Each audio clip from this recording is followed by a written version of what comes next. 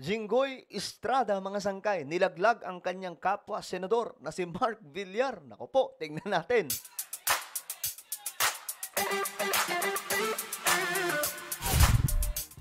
So, masyado pong umiinit ngayon, mga sangkay, ang usapin tungkol po dyan sa mga flood control.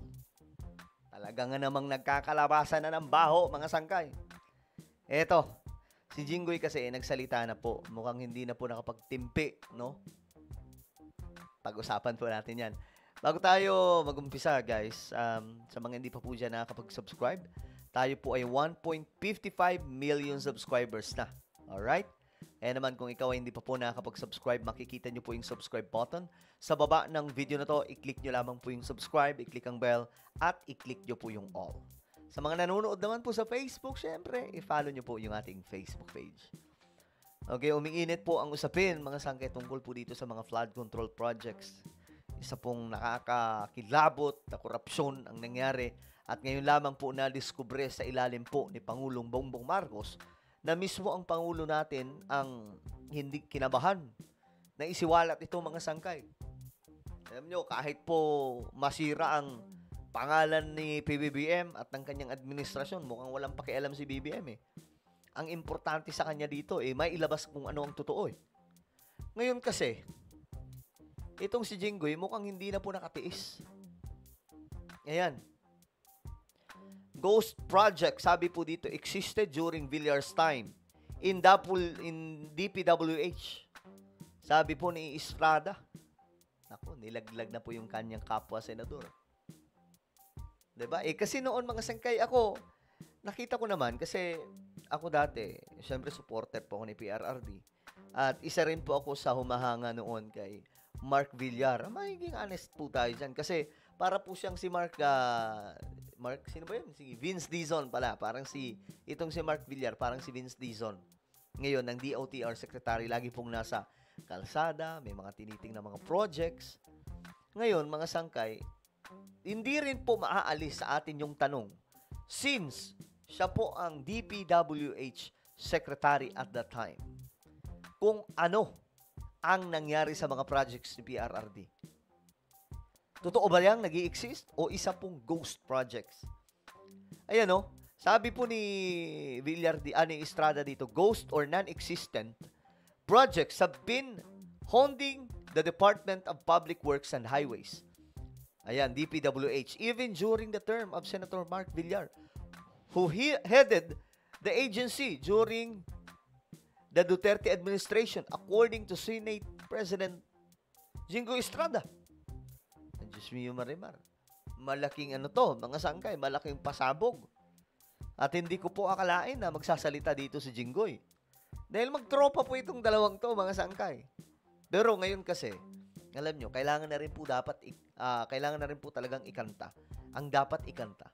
Kasi nga po, mga sangkay, kung walang magsasalita, mananatiling sekreto po habang buhay. At alam naman po natin kapag maging sikreto to, magiging kalakaran lang po ito. Magiging sistema na tuloy-tuloy. Ay, hindi naman ako na-booking. Okay lang. Pero hindi po natin alam kung gaano katotoo na kung may sabit po itong si Villar. Pero mapapatanong ka rin po talaga eh. Since si Mark Villar ang secretary ng DPWH at that time, nasaan ang mga flood control? Bakit binabaha pa rin po nung panahon ni PRRD at hanggang ngayon? Sabi dito, Estrada, however, clarified that the DPWH secretary was often excluded from finalizing the details of infrastructure's project. Sabi ni Estrada dito, minsan hindi nalalaman ng sekretary yan. Yung mga nasa taas, ang mga gumagawa ng pera, yung mga nasa ibaba. Estrada said in an interview on Billionaire News. Sabi dito, yung mga regional directors, district engineers, mga hindi na pinapaalam doon sa nakatataas, yun ang naging sistema. Pwede din, mga sangkay, na wala talagang kinalaman dito. Si Mark Villar. Kumbaga, parang ngayon. So, parang ngayon, yung sekretary ng DPWH, diba na nasasangkot siya. Siya po yung isa sa mga tinuturo ngayon, mga sangkay, na nagpabaya. Pero may punto din na parang yung lapses po doon, hindi nila nabantayan yung mga maliliit, mga sangkay, hindi pala maliliit. Yung mga nasa malalayong mga proyekto. 'Di ba? Yung mga sinasabing isolated projects na matatawag pero ginagastusan po mga sangkay ng daan-daang milyon, umaabot po ng ilang bilyon ng ginagastos sa lahat ng mga iyan. So, talagang maswerte lang tayo kasi si BBM yung naging presidente. Kasi si BBM lang naman po talaga yung nabulgar niyan kahit di po natin aminin eh. 'Di ba si BBM lang po ang nagsalita niyan. Kung hindi po si BBM nagsalita, mananatili po yung sekreto habang buhay. At paulit-ulit yung mga project po natin, mga sangkay, talagang wala. May mga nakikita po ako sa mga video, mina-upload ng mga netizens. Grabe mga proyekto, mga sangkay.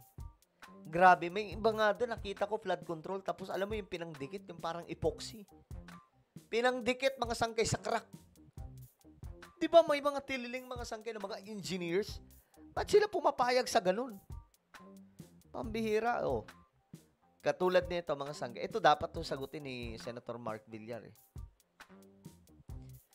Bakit ganyan kalaki yung gastos tapos binaba pa rin po yung natin, yung bansa natin? Yan, may 64 billion noong 2016. 2017 may 80 billion. 2018 may 141 billion. 2019 may 133 billion. 90 billion naman yung 2020. 2021, 101 billion. 2022, 128 billion. Ganyan po kalaki. Ganyan kalala. So, ngayon mga sangkay, kung mayroon man na, hindi naman sa paninisi, pero kung mayroon dapat tayong tingnan ng mga flood control, isa po yung kay PRRD. Kailangan po talaga maimbestigahan yan. Nangako naman po si Senator Lacson na sisiwalat niya yung mga ganong klaseng kalokohan. Yun po yung aabangan natin kasi sinabi po niya mismo na may mga involved na mga senador at mukhang hindi palalampasin mga sangkay.